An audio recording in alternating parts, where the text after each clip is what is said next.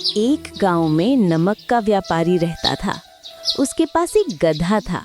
व्यापारी रोज अपने गोदाम से दुकान तक नमक ले जाने के लिए गधे का इस्तेमाल किया करता था।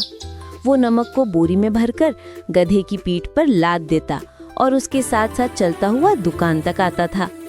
व्यापारी का गधा आलसी प्रवृत्ति का था। काम से बचने के लिए वो नित नए उपाय सोचता रहता था। गोदाम से दुकान तक के रास्ते में एक नदी पड़ती थी जिस पर एक छोटा पुल बना हुआ है। एक दिन नदी पर बने पुल पर चलते समय अचानक गधे का पैर फिसला और वो नदी में जा गिरा। नदी के पानी से नमक की बोरी भीग गई। जब तक व्यापारी ने गधे को पानी से निकाला तब तक बोरी में भरा बहुत सारा नमक घुल चुका था। गधा जब चलने लगा तो उसे बोरी का भार बहुत कम महसूस हुआ और वो खुश हो गया। उसने सोचा कि अपने ऊपर लदा बोझ हल्का करने का ये बहुत बढ़िया तरीका है। अगले दिन वो जानबूझकर नदी में गिर पड़ा।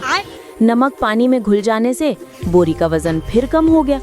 उसके बाद से वो हर रोज ऐसा ही करने लगा। रोज रोज गधे की ये हरकत देखकर व्यापारी उसकी चालाकी समझ गया। उसने गधे को सबक सिखाने का फैसला कर लिया और अगले दिन बोरी में नमक के स्थान पर रुई भरकर गधे की पीठ पर लाद दिया। रुई हल्की थी। इसके बाद भी आलसी गधे ने सोचा कि क्यों ना रोज की तरह नदी के पानी में गिरकर इस वजन को और कम कर लिया जाए। इसलिए वो जानबूझकर नदी में गिर पड़ा। लेकिन इस बार बोरी में नमक नहीं बल्कि रुई थी। पानी में भीगकर रुई का वजन कई गुना बढ़ गया। गधा जब उठकर चलने को हुआ तो इतने भारी बोझ से उसका बुरा हाल हो गया। उस दिन के बाद से उसने कभी आलस न करने का निर्णय किया। तो इस कहानी से हमें क्या सीख मिलती है? 1. आलस का फल कभी न कभी मिल ही जाता है।